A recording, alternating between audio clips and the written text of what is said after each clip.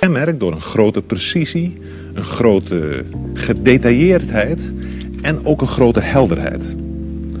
En verder vond ik het wel symbolisch dat het plaatsvond in een ruimte met veel glas. Binnen- en buitenwereld liepen door elkaar. Tijdens de uitzending zag je het verkeer buiten rijden. Symbolisch inderdaad omdat de relatie tussen binnen- en buitenwereld voorop staat in het eerste stuk van het 4e filosofendebat over menselijke natuur en ideale maatschappij.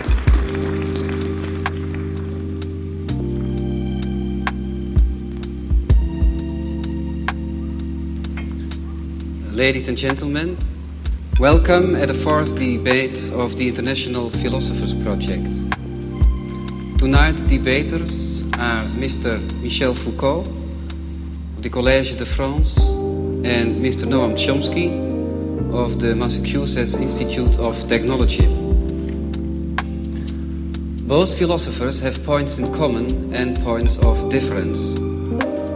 Perhaps the best way to compare both philosophers is to look at them as mountain diggers working at the opposite sides of the same mountains with different tools without knowing even if they are working in each other's direction. All learning concerning man, ranging from history to linguistics and psychology, are faced with the question whether in the last instance we are the product of all kinds of external factors, or if in spite of our differences, we have something we could call a common human nature by which we can call each other human beings. So my first question is to Mr. Chomsky, because you, Mr. Chomsky, employ often the concept of human nature, and even in this connection you are using terms like innate ideas and innate structures. Which arguments can you derive from linguistics in order to give such a central position to this notion of human nature? Well, let me begin in a slightly technical way. A person who's interested in studying language is faced with a very definite empirical problem.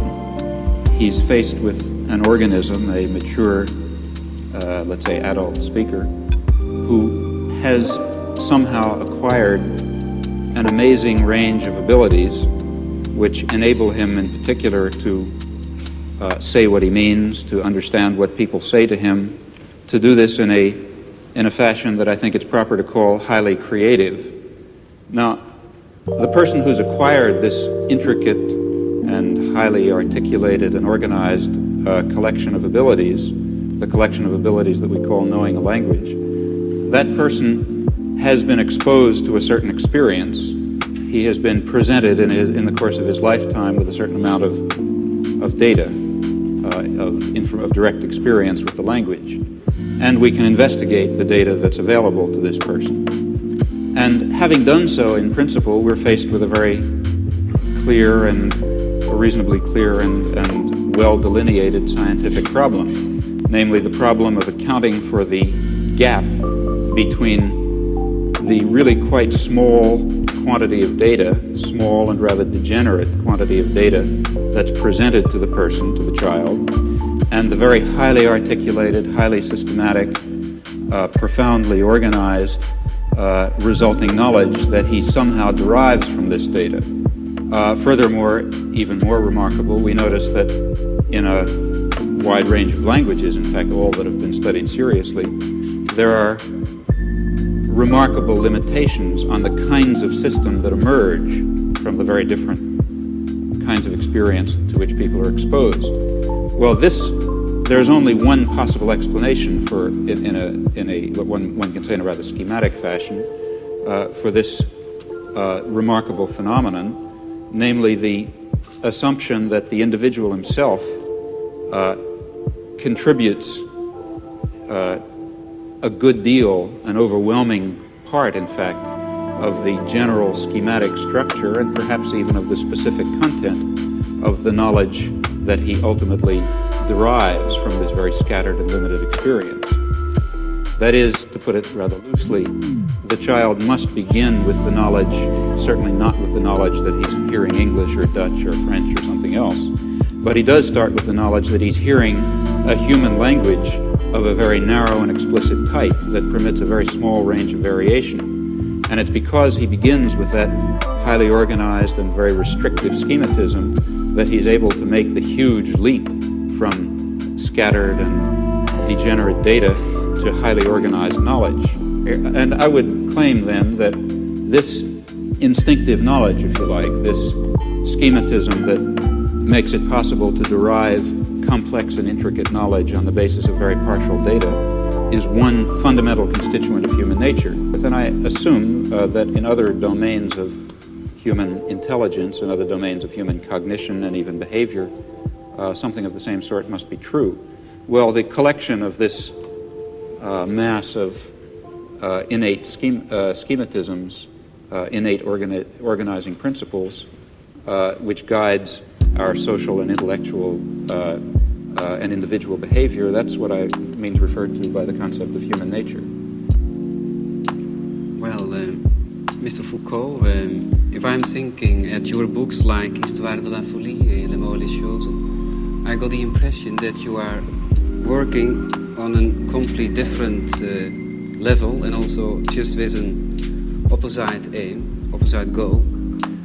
If I'm thinking about the word schematism in relation to human nature, then you are just trying to work out that there are several periods, several schematisms. What do you think about this? Well, if you permit, I will answer in French because my English is so bad that I would be ashamed to answer in English.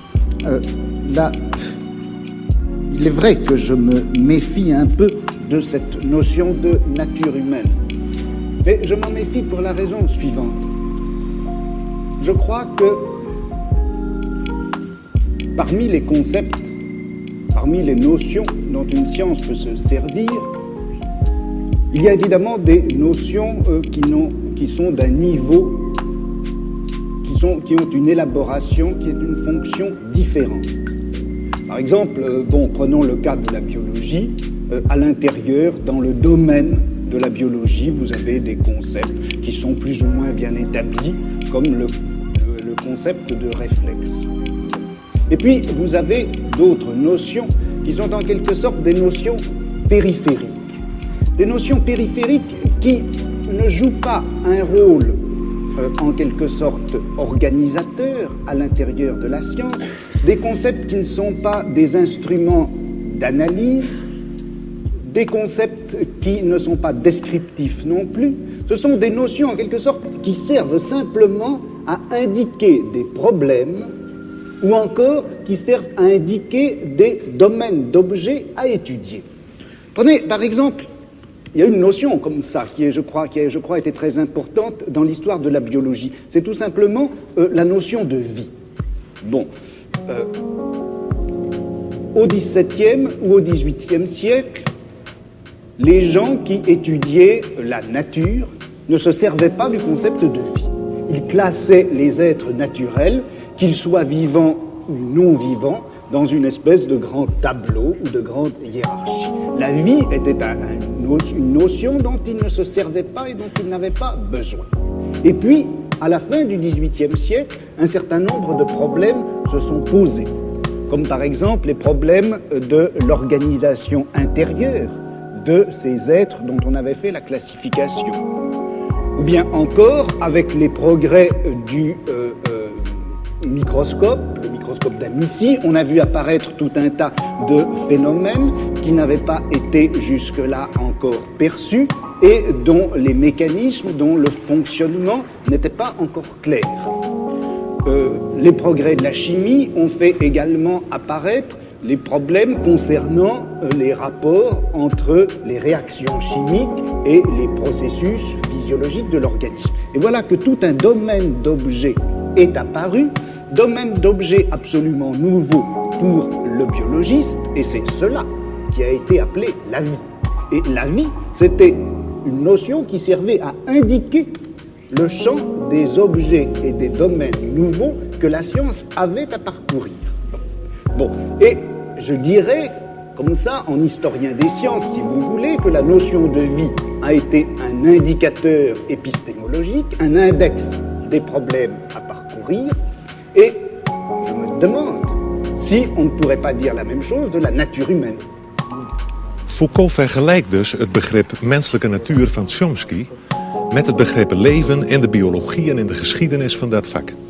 En hij doet dat omdat hij dat begrip menselijke natuur eerder ziet als een aanwijzing voor een onderzoeksprogramma dan als een aanwijzing voor het feit dat de mens uit zichzelf zo verschrikkelijk veel klaar zou kunnen spelen. Voor hem is dat begrip menselijke natuur eigenlijk een soort van wetenschappelijk boodschappenlijstje en niet meer dan dat. En Chomsky wil dit wel accepteren als maar duidelijk is dat vakken als biologie, fysiologie en neurologie voorlopig nog helemaal niet over de middelen beschikken om die menselijke natuur en dat taalvermogen adequaat te kunnen beschrijven. Vrij vroeg is het debat zo aangeland op een punt waar het gespreksleider elders de grootste moeite zal kosten om de partners met elkaar in contact te houden. Voor een deel ligt het natuurlijk aan de taal die ze spreken, maar voor een veel groter deel ligt dat aan het feit dat Chomsky en Foucault ieder in een verschillende denkwereld zitten, zodat hun begrippen heel gemakkelijk langs elkaar heen glijden.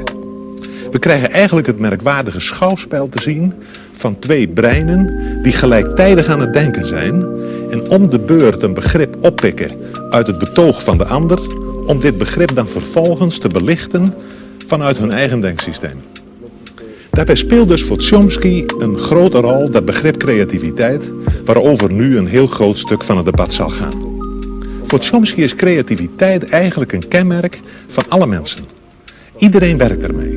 De verkeersdeelnemer die ter plaatse in een onverwachte situatie moet gaan bedenken wat hij zal doen. De opvoeder die niet terug wil vallen op autoritaire gedragspatronen en tegenover een lastige pupil zelf nieuw gedrag moet uitvinden. Maar vooral geldt deze creativiteit voor het kind dat een taal leert en dat daarbij merkwaardigerwijze leert om zelf nieuwe taal te produceren, te maken. Foucault staat daar tegenover. Hij vraagt voortdurend de aandacht voor het zogenoemde epistemologische veld waarbinnen de menselijke activiteit plaatsvindt. Dit epistemologische veld, oftewel episteme, wordt in het profiel omschreven als het geheel van niet bewuste regels die de algehele organisatie van onderling gescheiden velden van kennis beheersen. Foucault spreekt ook over tableau. Hij noemt het ook systeem van elementen. En in het debat valt ook het woord grille, tralie of rooster. We kunnen misschien het best spreken van een netwerk waarbinnen iedereen in een bepaalde cultuur denkt of hij wil of niet. Het zijn eigenlijk regels waaraan het denken van iedereen gehoorzaamt en met behulp waarvan iedereen zoekt naar bepaalde identiteiten, samenhangen enzovoort. En dit netwerk nu is niet de uitvinding van bepaalde individuen. Het bepaalt veel eer de regels van de denken- en doegewoonten, van het denken- en doespel dat we cultuur noemen en waaraan ieder individu eigenlijk onderhorig is. Een dergelijk netwerk is ook geen ding of idee, maar het ligt precies tussen ding en idee in. En de geschiedenis van het denken is dan voor Foucault ook niet de geschiedenis van ideeën, of zelfs zoiets als de ontwikkeling van de geest of iets dergelijks, maar veel eer de afwisseling van discontinue transformaties, van discontinue overgangen van het ene netwerk naar het andere. Dat is dus een heel andere aanzet dan die van Chomsky, bij wie die creativiteit in het centrum staat. En het is duidelijk dat we op dit punt bij Foucault weer diezelfde onttroning van het subject tegenkomen, waarover we in verband met Galilei in het begin reeds gesproken hebben. De filosofie van Foucault is een filosofie waarbij de filosoof zelf eigenlijk voortdurend uit het beeld verdwijnt. Ja, paradoxaal genoeg zou je moeten zeggen, het is eigenlijk een filosofie zonder filosoof en je moet dit ook nog generaliseren, want de mens is bij Foucault in zekere zin de grote afwezige in zijn eigen cultuur. En het is in dit verband dan ook heel begrijpelijk dat Foucault nogal fel en afwijzend reageert wanneer de gespreksleider belangstelling begint te vertonen voor privéaspecten van zijn bestaan. Wanneer Foucault debatteert, dan gaat het over alles behalve over Foucault zelf. Dit dus ter introductie op dit volgende, vrij uitvoerige theoretische stuk van het debat, dat eigenlijk maar voortdurend allerlei aspecten van één hoofdvraag behandelt, en wel de vraag: in hoeverre is de mens in staat iets nieuws te ontdekken, en als dat zo is, hoe moeten we dat dan begrijpen? Het lijkt mij een erg relevante vraag, zeker als we bedenken dat we nogal wat nieuwe vormen van gedrag, kennis en wetenschap nodig zullen hebben, willen we het er in onze wereld met elkaar levend afbrengen. We nemen nu de draad weer op waar Foucault toelicht waarom hij aan de creativiteit van het individu in de geschiedenis niet zoveel aandacht besteedt. Dans l'histoire traditionnelle des sciences, on accorde en effet le maximum, enfin la tradition veut qu'on accorde le maximum à la créativité des individus. L'histoire des sciences, jusqu'à ces dernières années, consistait essentiellement à montrer en quoi un individu, que ce soit Newton ou que ce soit Mendel, peu importe, avait été effectivement le créateur ou le découvreur plutôt d'une vérité qui était là, inscrite dans les choses et dans le monde, et que personne avant eux n'aurait vu. Le postulat qu'il y a, je crois, qui dort en quelque sorte sous l'histoire des sciences traditionnelles, c'est ceci. C'est que la vérité est là pour être connue et que pourtant l'esprit de l'homme, par la suite, par l'effet d'un certain nombre d'inhibitions ou d'obstacles, n'est pas parvenu à voir cette vérité. L'esprit de l'homme est fait pour voir la vérité et un obstacle contingent l'en empêche. Cet obstacle, ça peut être, eh bien, selon les historiens, les conditions économiques et sociales, ou ça peut être la forme des mentalités, ou ça peut être la crédulité, les vieux thèmes et mythes religieux, par exemple, ou moraux, enfin tout ceci qui constitue comme les obstacles, les écailles sur les yeux de celui qui voudrait voir. Mais en droit, l'esprit est fait pour voir. En droit, l'esprit est fait pour avoir accès à la vérité. Dans cette conception traditionnelle de l'histoire des sciences, d'une part, si vous voulez, on donne toute la créativité à l'individu, qui est en droit possesseur de la vérité, et puis on la lui retire par le système des obstacles qui viennent d'une façon tout à fait contingente l'empêcher de saisir, de formuler, de construire cette vérité à laquelle il a droit en principe. Bon. Alors, moi, le problème qui s'est posé à moi, c'était précisément un peu l'inverse. Parce que qu'est-ce qui se passe quand on assiste à une grande transformation scientifique?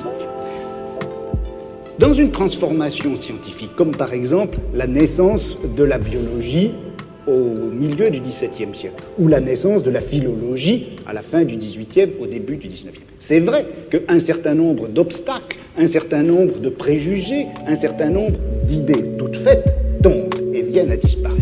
Mais ce qui m'a frappé, c'est que une science, au moment où elle naît, non seulement se débarrasse d'un certain nombre d'obstacles et d'obscurités, mais en même temps, elle supprime un certain nombre de savoirs et de connaissances existantes qu'elle occulte, qu'elle cache, comme si elle appliquait une grille nouvelle qui, tout en permettant de faire apparaître des phénomènes jusque-là cachés, cache des connaissances déjà acquises.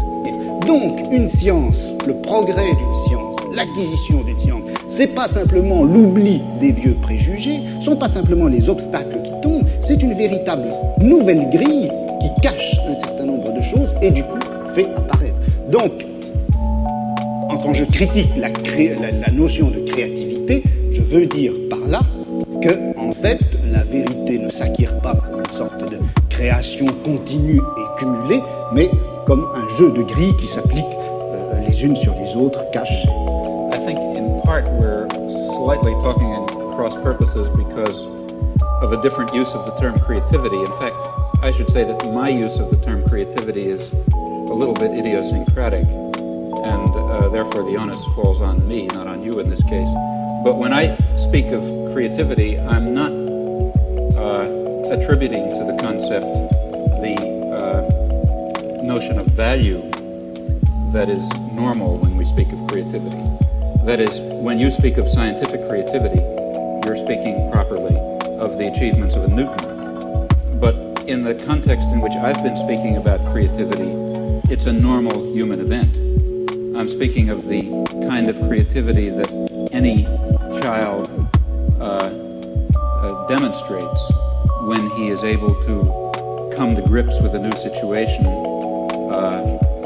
describe it properly, react to it properly, tell us something about it, think about it in a new fashion for him, and so on. These are, I think it's appropriate to call those creative acts, but of course without thinking of those acts as being the acts of a Newton. It's the lower levels of creativity that I've been speaking of. Now, as far as what you say about the history of science is concerned, I think that's correct and illuminating, and particularly relevant, in fact, to the kinds of enterprise that I see lying before us in psychology and linguistics and the philosophy of mind. That is, I think there are certain topics that have been, what was your word, depressed or put aside during the scientific advances of the, say, past 2 centuries, century and a half. But now I think we can overcome those, it's possible to put aside those limitations and forgettings and to bring into our consideration precisely the topics that animated a good deal of the thinking and speculation of the 17th and 18th century, and to incorporate it within a much broader and I think deeper science of man that will give fuller role, though certainly not will not hope to give complete understanding to such notions as innovation and creativity and freedom and production of new elements of thought and behavior within some system of rule and schematism. Those are concepts that I think we can come to grips with. Je crois qu'entre ce qu'a dit M. Chomsky à l'instant et puis ce que j'essaie de montrer, il y a en réalité beaucoup de ressemblances. C'est-à-dire qu'il n'y a en fait de création possible, d'innovation possible. On ne peut, dans l'ordre du langage ou dans l'ordre du savoir, produire quelque chose de nouveau qu'en mettant en jeu un certain nombre de règles qui vont définir l'acceptabilité ou la grammaticalité des énoncés, ou qui va définir, dans le cas du savoir, la scientificité des énoncés. Alors, disons en gros que les linguistes, avant M. Chomsky, ont surtout insisté sur les règles de construction des énoncés et moins sur l'innovation que représente tout énoncé nouveau ou l'audition d'un énoncé nouveau. Et puis, dans l'histoire des sciences ou dans l'histoire de la pensée, on avait beaucoup plus l'habitude d'insister sur la création individuelle et on avait tenu à l'écart, on avait laissé dans l'ombre ces espèces de règles communes, générales, qui sont en œuvre obscurément à travers toute découverte scientifique, toute invention scientifique, ou même d'ailleurs toute innovation philosophique. Des règles non seulement linguistiques, mais épistémologiques, et qui caractérisent le savoir contemporain. Well, I think perhaps I can try to react to those comments within my own framework in a way which maybe will shed some light on this. How is it that we're able to construct any kind of scientific theory at all? How is it that given a small amount of data, it's possible for various scientists, for various geniuses even over a long period of time, to arrive at some kind of a theory, at least in some cases, that is more or less profound and more or less empirically adequate? This is a remarkable fact. And in fact, if it were not the case that these scientists, including the geniuses, if they didn't have built into their minds somehow, obviously unconscious, specification of what is a possible scientific theory, then this inductive leap would certainly be quite impossible. Just as if each child did not have built into his mind the concept of human language in a very natural way, in a very narrowing way, then the inductive leap from data to knowledge of a language would be impossible. So even though the process of, let's say, deriving knowledge of physics from data is far more complex, far more difficult for us, for organisms such as us, far more drawn out in time, requires intervention of genius and so on and so forth, nevertheless, in a certain sense, the achievement of discovering physical science, or biology or whatever you like, is based on something rather similar to the achievement of the normal child in discovering the structure of his language. That is, it must be achieved on the basis of an initial limitation, an initial restriction on the class of possible theories. And the fact that science converges and progresses, that itself shows us that such initial limitations and structures exist.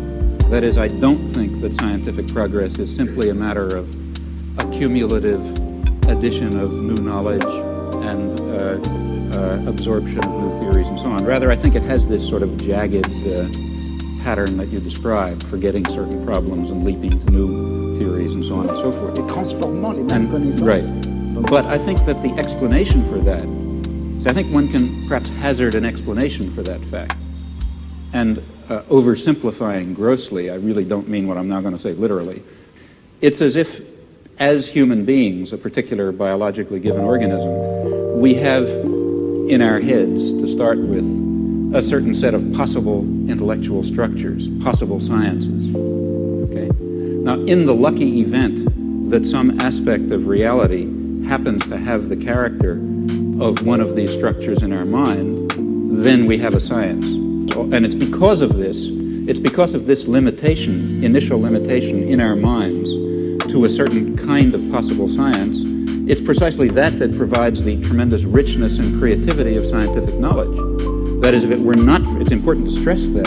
This has to do with your point about limitation and freedom. If it were not for these limitations, we would not have the creative act of going from a little bit of knowledge, a little bit of experience, to a rich and highly articulated and complicated array of knowledge. It's precisely because of that the progress of science, I think, has the erratic and jagged and transformational character that you describe. And that doesn't mean that everything is ultimately going to fall within the domain of science. Quite the contrary. Personally, I believe that many of the things we would like to understand, and maybe the things we would most like to understand, such as the nature of man or the nature of a decent society or lots of other things, might really be outside the scope of possible human sciences. Well, I think we have now two questions out of this statement. One question is if you can agree, Mr. Foucault, do you agree with the statement about a combination of limitation, fundamental limitation? Not a combination. C'est pas une affaire de combinaison. Il n'y a de créativité possible qu'à partir d'un système de règles. Ce n'est pas un mélange de régularité et de liberté.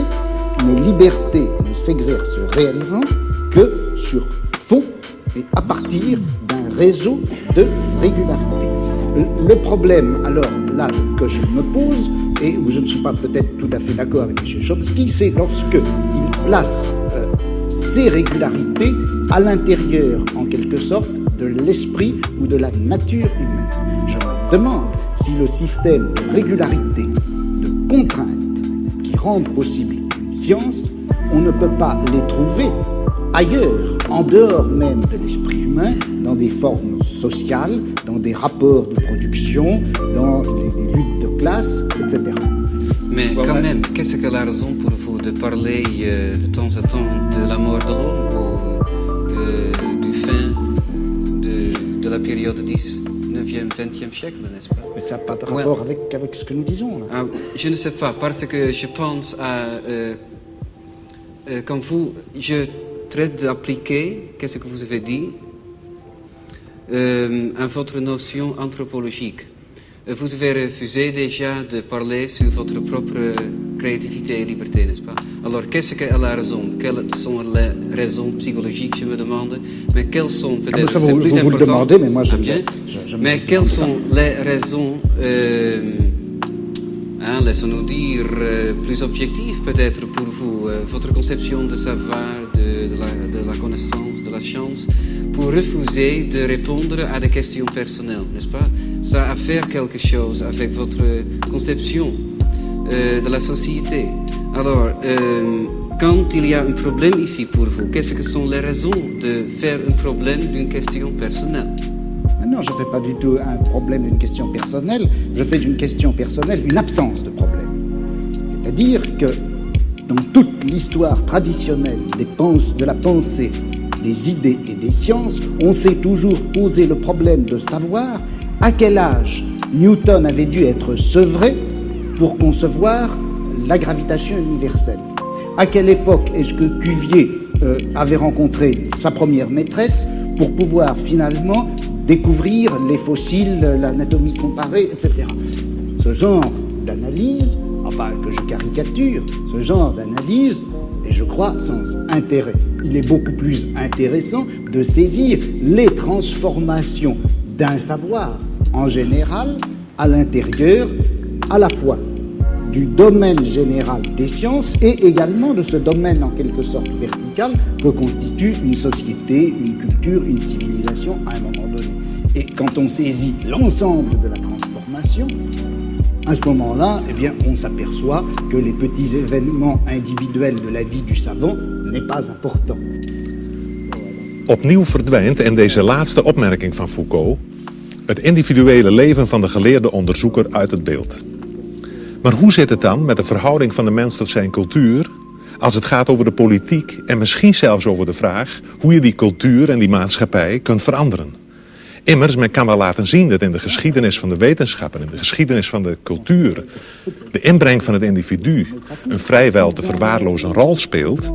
De vraag, hoe moet ik handelen, de politieke vraag, blijft desalniettemin recht overeind staan. En het zal na het voorgaande misschien al duidelijk zijn dat die politieke vraag in het perspectief van Foucault heel sterk wordt tot de vraag: in hoeverre kan de mens ontsnappen aan zijn eigen cultuur? Daarbij is het wel van belang om op te merken dat Foucault zich helemaal niet wil distancieren van de politiek. Integendeel, hij zegt ergens: wat zou ik ideologisch verblind moeten zijn om me niet te interesseren voor datgene wat het meest wezenlijke is in het menselijk bestaan. Economische verhoudingen, machtsverhoudingen en noem maar op. Chomsky en Foucault zijn het dus wel eens over het belang van de politieke vraagstelling. Het is misschien ook wel informatief om nog eventjes uitdrukkelijk te zeggen dat Chomsky zijn politieke standpunt betitelt als anarcho-syndicalisme.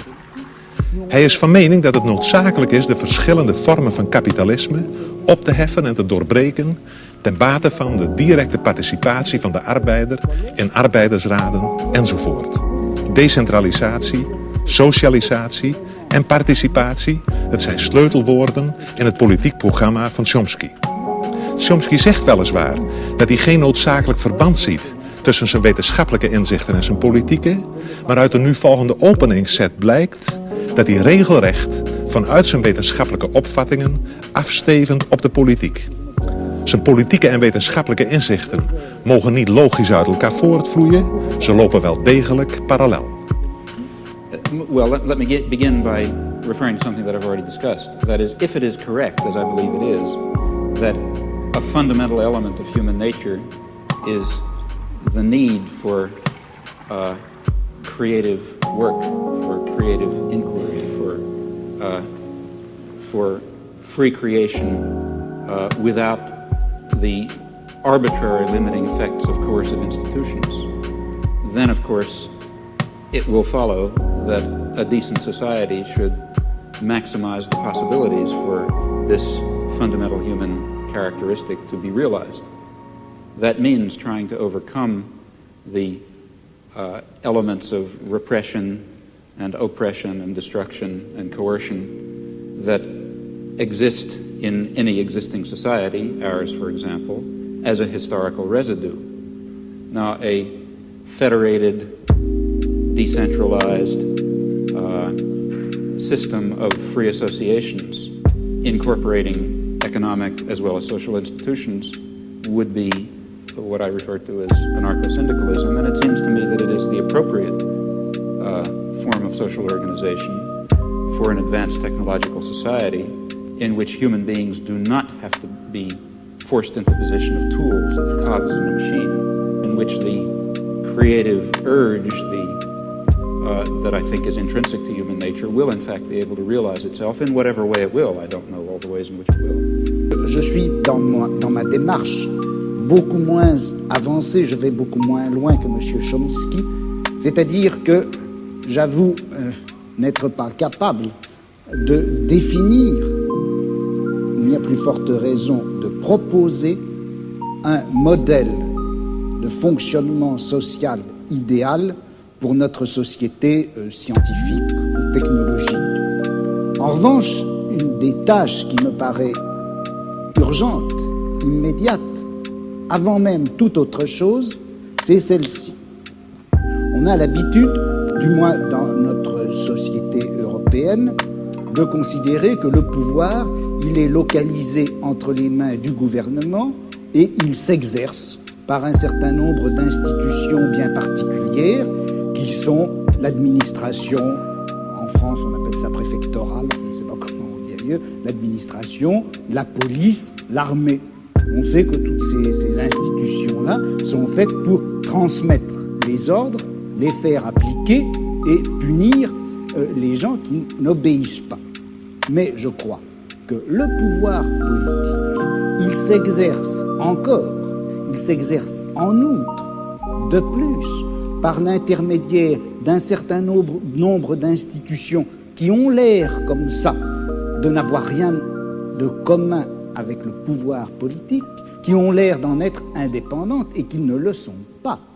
On sait bien que l'université, d'une façon générale, tout le système scolaire, qui en apparence est fait simplement pour distribuer le savoir, on sait que cet appareil scolaire est fait pour maintenir au pouvoir une certaine classe sociale et exclure des instruments du pouvoir toute une autre classe sociale.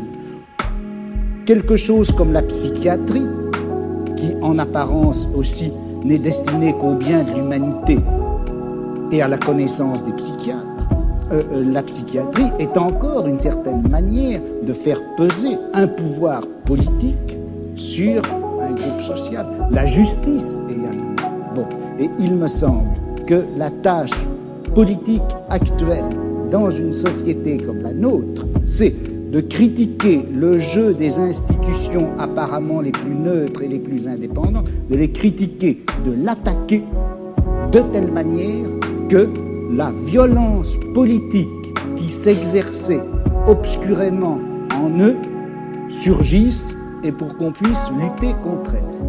À vouloir tout de suite, enfin si on cherche tout de suite à donner le profil et la formule de la société future sans avoir bien fait la critique de tous les rapports de violence politique qui s'exercent dans notre société, on risque de les laisser se reconstituer, même à travers des formes aussi nobles, apparemment aussi pures que celles du syndicalisme anarchiste. Yes, I would certainly agree with that, not only in theory but also in action. That is, there are two intellectual tasks. One, and the one which I was discussing, to try to create the vision of a future just society. Another task is to understand very clearly the nature of power and oppression and terror and destruction in our own society. And that certainly includes the institutions you mentioned, as well as the central institutions of any industrial society, namely the economic, commercial, and financial institutions. In particular, in the coming period, the great multinational corporations, which are not very far from us physically tonight. Those are the basic institutions of oppression and coercion and autocratic rule that appear to be neutral. After all, they say, well, we're subject to the democracy of the marketplace. Still, I think it would be a great shame to lose or to put aside entirely the somewhat more abstract and philosophical, if you like, task of trying to draw the connections between a concept of human nature that gives full scope to freedom and dignity and creativity and other fundamental human characteristics, and relates that to some notion of social structure in which those properties could be realized, in which meaningful human life could take place. And in fact, if we are thinking of social transformation or social revolution, though it would be absurd, of course, to try to draw out in detail the point that we're hoping to reach, still we should know something about where we think we're going. And such a theory may tell it to us. Oui, mais alors là, est-ce qu'il n'y a pas un danger? Si on dit que il existe une certaine nature humaine, que cette nature humaine n'a pas reçu dans la société actuelle les droits et les possibilités qui lui permettraient de se réaliser. C'est bien ce que vous avez dit. Mais si on admet cela, est-ce qu'on ne risque pas de définir cette nature humaine à la fois idéale et réelle, cette nature humaine cachée et réprimée jusqu'à présent, est-ce qu'on ne risque pas de la définir dans des termes que nous empruntons à notre société, à notre civilisation, à notre culture? Je vais prendre un exemple qui est un peu caricatural, mais le marxisme d'une certaine époque, à la fin du 19e, au début du 20e siècle, le marxisme admettait en effet que dans la société capitaliste, l'homme ne recevait pas toutes ses possibilités de développement et de réalisation, que la nature humaine était effectivement aliénée dans le système capitaliste. Et le marxisme rêvait d'une nature humaine enfin libérée. Or, cette nature humaine, quel modèle utilisait-il le marxisme de cette époque-là, du 19e, du début du 20e siècle? Quel modèle utilisait-il pour la concevoir, pour la rêver? C'était en réalité le modèle bourgeois. Le marxisme a considéré qu'une société heureuse, c'était une société qui faisait place, par exemple, à une sexualité de type bourgeois, à une famille de type bourgeois, à une esthétique de type bourgeois. Et c'est d'ailleurs tellement vrai que c'est comme ça que ça s'est passé en Union soviétique, où sous prétexte de réaliser une société où l'homme réaliserait enfin sa nature, on a reconstitué une espèce de société à la fois réelle et utopique qui est transposée de la société bourgeoise du 19e siècle. De sorte que, est-ce que la notion de nature humaine, vous-même, en commençant, vous reconnaissiez, je crois qu'on ne savait pas très bien ce que c'était que cette nature humaine. Alors, est-ce qu'elle ne risque pas de nous induire en erreur? Vous savez que Mao Tse-tung parlait de nature humaine bourgeoise et de nature humaine prolétarienne. Et il considère que ce n'est pas la même chose. Well, you see, I think that in the intellectual domain of political action, that is, the domain of trying to construct a vision of a just and free society on the basis of some notion of human nature, in that domain we face the very same problem that we face in immediate political action. For example, to be quite concrete, a lot of my own activity really has to do with the Vietnam War, and a good deal of my own energy goes into civil disobedience. Well, civil disobedience in the United States is an action undertaken in the face of considerable uncertainties about its effects. For example, it threatens the social order in ways which, let's say, one might argue, bring on fascism. That would be very bad for America, for Vietnam, for Holland, and for everyone else. So there's a danger, that is one danger in undertaking this concrete act. On the other hand, there's a great danger in not undertaking it. Namely, if you don't undertake it, the society of Indochina will be torn to shreds by American power. And in the face of those uncertainties, one has to choose a course of action. Well, similarly, in the intellectual domain, one is faced with the uncertainties that you correctly pose. Our concept of human nature is certainly limited, partial, socially conditioned, constrained by our own character defects and the defects and the limitations of the intellectual culture in which we exist.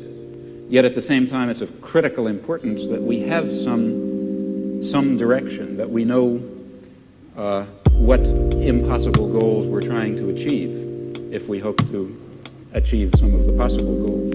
And that means that we have to be bold enough to speculate and create social theories on the basis of partial knowledge while remaining very open to the strong possibility, in fact overwhelming probability, that at least in some respects we're very far off the mark. Well, perhaps it is interesting to go on a little bit further on this problem of strategy. So, for example, in the case of Holland, we had something like a population census. You were obliged to fill in your papers and so on, you know. So this you would call, if you are not filling in your papers, civil disobedience. Right.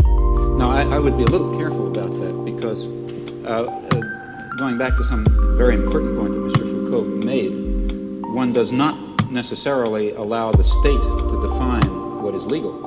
Now, the state has the power to enforce a certain concept of what is legal, but power doesn't imply justice or correctness even. So the state may define something as civil disobedience and may be wrong in doing so. For example, in the United States, the state defines it as civil disobedience to, let's say, derail an ammunition train that's going to Vietnam. And the state is wrong in defining that as civil disobedience because it's legal and proper and should be done. It's proper to carry out actions that will prevent the criminal acts of the state, just as it's proper to violate a traffic ordinance in order to prevent a murder. If I was standing at a street corner and the traffic light were red, let's say I was standing in my car and I drove across the traffic light to prevent somebody from, let's say, machine gunning a group of people, of course that's not violation of law. It's an appropriate and proper action. No sane judge would convict you for such an action. Similarly, a good deal of what the state authorities define as civil disobedience is not really civil disobedience. In fact, it's legal, in fact, obligatory behavior in violation of the commands of the state, which may or may not be legal commands. So one has to be rather careful about calling things illegal, I think. Oui, mais alors là, je voudrais vous poser une question. Quand aux États-Unis, lorsque vous faites une action franchement illégale, which I regard as illegal, not just the state. No, when the state's an action state that regards the as illegal. state considers as illegal. Yeah. Est-ce que vous faites cette action parce que vous la trouvez juste en vertu d'une justice idéale, ou bien est-ce que vous la faites parce que la guerre de classe la rend utile et nécessaire? Well, est-ce que vous vous référez à une justice idéale? Again, very often when I do something which the state regards as illegal, I regard it as legal. Yes, because I regard the state as criminal. But in some instances, that's not true. That is, let me be quite concrete about it and move from the area of class war to imperialist war, where the situation is somewhat clearer and easier. Take international law, a very weak instrument as we know, but nevertheless it incorporates some rather interesting principles. Well, international law in many respects is the instrument of the powerful. That is, international law permits much too wide a range of international forceful intervention in support of existing power structures that define themselves as states and against the interests of masses of people who happen to be organized in opposition to states. But, in fact, international law is not solely of that kind. And in fact, there are interesting elements of international law, let's say embedded in the United Nations Charter, which permit, in fact, I believe, require the citizen to act against his own state in ways that the state will falsely regard as criminal. But nevertheless, he's acting legally, because international law also happens to prohibit the threat or use of force in international affairs, except under some very narrow circumstances, of which, for example, the war in Vietnam is not one, which means that in the particular case of, let's say, the Vietnam War, the one that interests me most, the American state is acting in a criminal capacity, and people have the right to stop criminals from murdering people. Just because the criminal happens to call your action illegal when you try to stop him, that doesn't mean it is illegal. I mean, a perfectly clear case of that is the present case of the Pentagon Papers in the United States, which I suppose you know about. Reduced to its essentials and forgetting legalism, what is happening is that the state is trying to prosecute people for exposing its crimes. That's what it amounts to. C'est donc au nom d'une justice plus pure que vous critiquez le fonctionnement de la justice, parce que c'est pour moi, si vous voulez, important de savoir ça, parce que nous avons actuellement en France un débat sur le problème de la justice et à propos de l'institution d'un tribunal populaire, à propos de la justice. Vous connaissez le problème. Et un certain nombre de gens, comme Sartre par exemple, pensent que pour faire actuellement la critique du système pénal en France, ou pour faire la critique de des pratiques policières, de la manière dont la police se conduit, il faut faire une sorte de tribunal qui, au nom d'une justice idéale, d'une justice supérieure, d'une justice humaine en général, condamnera la pratique des juges français, des policiers français. Et puis, il y a un autre groupe de gens, et je me sens, enfin, je travaille avec ces gens-là, qui disent non, il ne faut pas faire cela parce que quand vous vous référez à la justice idéale que le tribunal serait censé appliquer, vous vous référez en fait à un certain nombre d'idées de justice qui ont été formées à notre époque par un certain groupe d'individus qui sont eux-mêmes, malgré tout, d'une façon directe ou indirecte, les produits de la société dans laquelle nous nous trouvons. Il faut attaquer les pratiques de la justice, il faut attaquer la police, il faut attaquer les pratiques policières, mais en termes de guerre et non pas en termes de justice. But you see, surely you believe that your role in the war is a just role, that you're fighting a just war, to bring in a concept from Lofi. And that, I think, is important. If you thought that you were fighting an unjust war, you couldn't follow that line of reasoning. And I would like to slightly reformulate what you said. It doesn't seem to me that the difference is between legality and ideal justice. It's rather between legality and better justice. Now, this better system may have its defects, certainly will. But comparing the better system with the existing system, and not being confused into thinking that our better system is the ideal system, we can then argue, I think, as follows, that the concept of legality and the concept of justice are not identical. They're not entirely distinct either. Insofar as legality incorporates justice in this notion, in this sense of better justice, referring to a better society, then we should follow and obey the law, and force the state to obey the law, and force the great corporations to obey the law, and force the police to obey the law, if we have the power to do so. Of course, if in those areas where the legal system happens to represent not better justice, but rather the techniques of oppression that have been codified in a particular autocratic system, well, then a reasonable human being should disregard and oppose them, at least in principle. He may not, for some reason, do it in fact. Bon, je voulais simplement répondre à votre toute première phrase quand vous avez dit « Mais la guerre que vous faites contre la police, si vous ne considériez pas qu'elle est juste, vous ne la feriez pas. » Alors, je vous répondrai un peu en termes de Spinoza. Je vous dirai « Le prolétariat ne fait pas la guerre à la classe dirigeante parce qu'il considère que cette guerre est juste. Le prolétariat fait la guerre à la classe dirigeante parce qu'il veut, pour la première fois dans l'histoire, prendre le pouvoir. Et c'est parce qu'il veut prendre le pouvoir qu'il considère que sa guerre est juste. Yeah, I don't agree. On fait la guerre pour gagner et pas parce qu'elle est juste. I don't personally agree with that. For example, if I could convince myself that attainment of power by the proletariat would lead to a terroristic police state in which freedom and dignity and decent human relations would be destroyed, then I wouldn't want the proletariat to take power.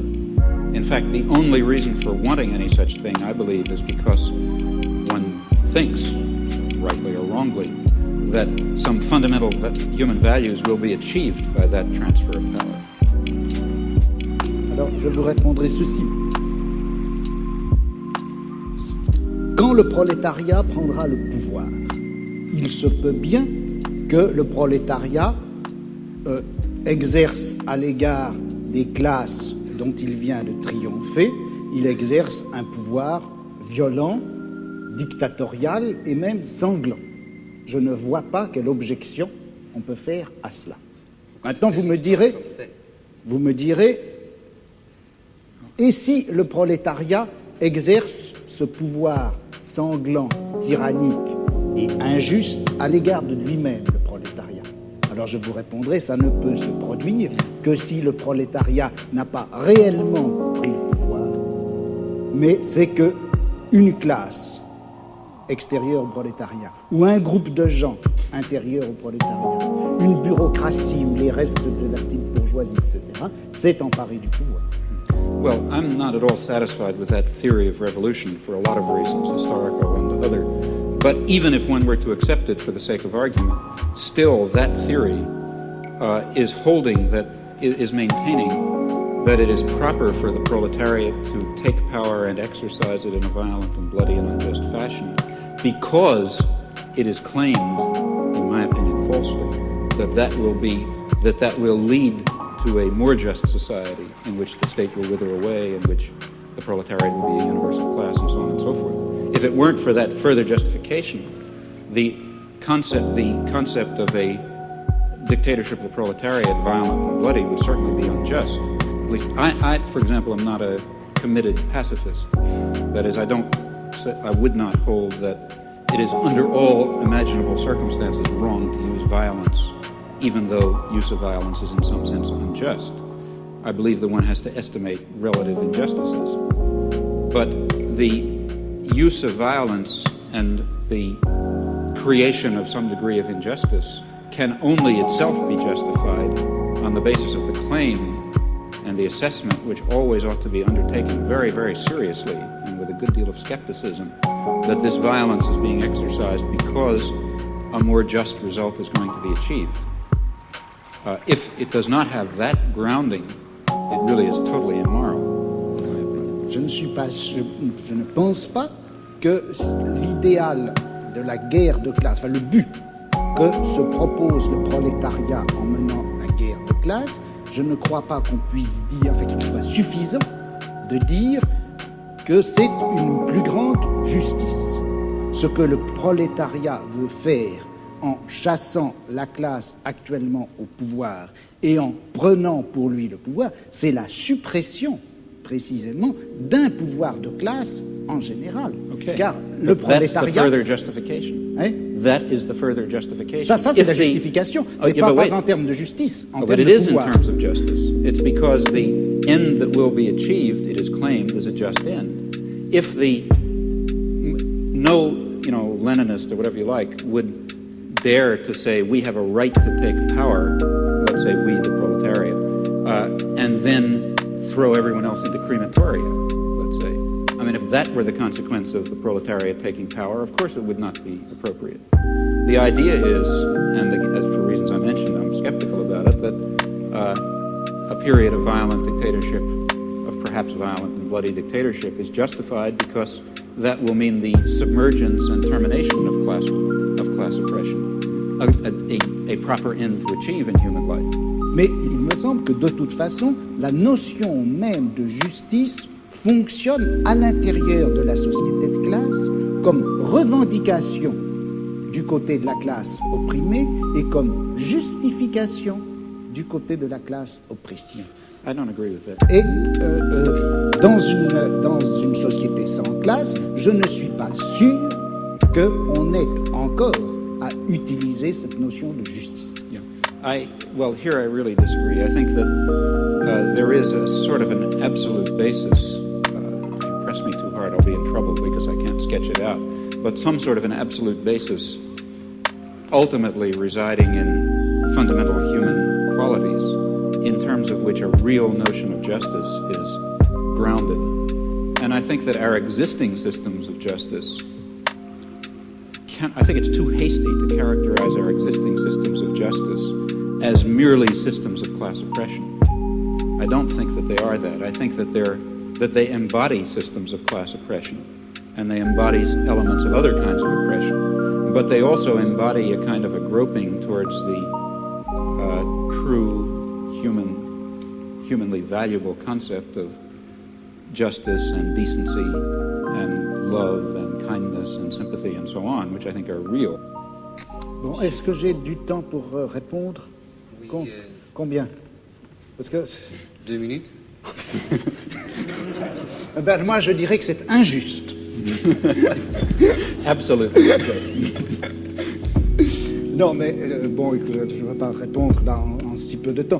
Je dirais simplement ceci. Je ne peux pas m'empêcher, contrairement à ce que vous pensez, je ne peux pas m'empêcher de croire que cette notion de nature humaine, cette notion de bonté, de justice, d'essence humaine, de réalisation des essences humaines, tout ça, ce sont des notions et des concepts qui ont été formés à l'intérieur de notre civilisation, dans notre type de savoir, dans notre forme de philosophie, et que par conséquent, ça fait partie même de notre système de classe, et qu'on ne peut pas, aussi regrettable que ce soit, on ne peut pas faire valoir ces notions pour décrire ou justifier un combat qui doit en principe bouleverser les fondements même de notre société.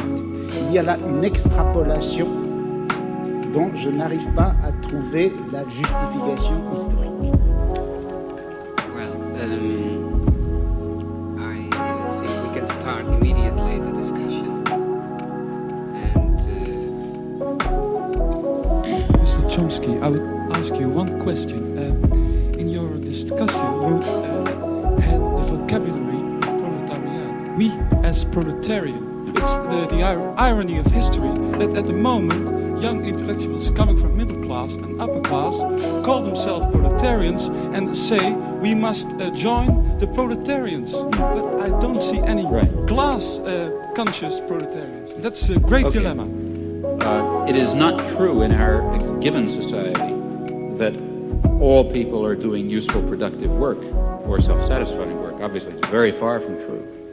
Those people. Lots of people who are excluded from the possibility of productive labor. And I think the revolution, if you want, should be in the name of all human beings.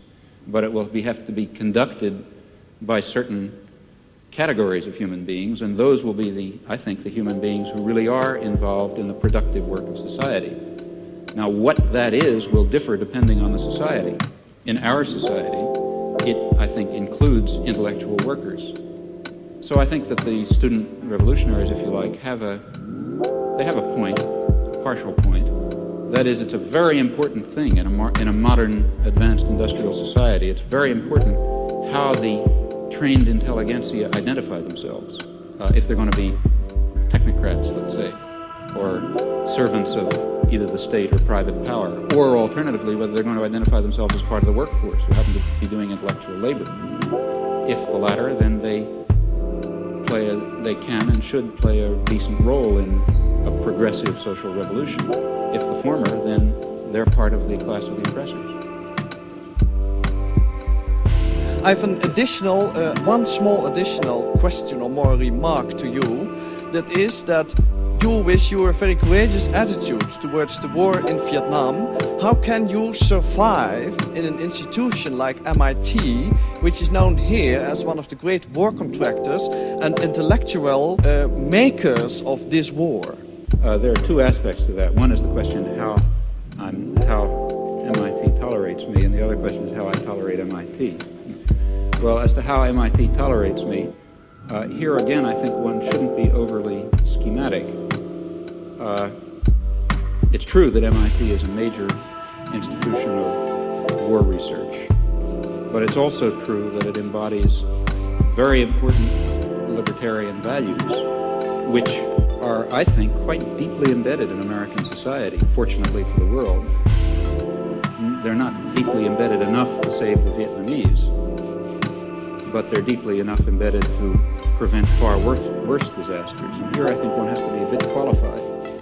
That is, there is imperial terror and aggression, there is exploitation, there is racism, lots of things like that. But there's also a real concern coexisting with it for individual rights of a sort which, for example, are embodied in the Bill of Rights.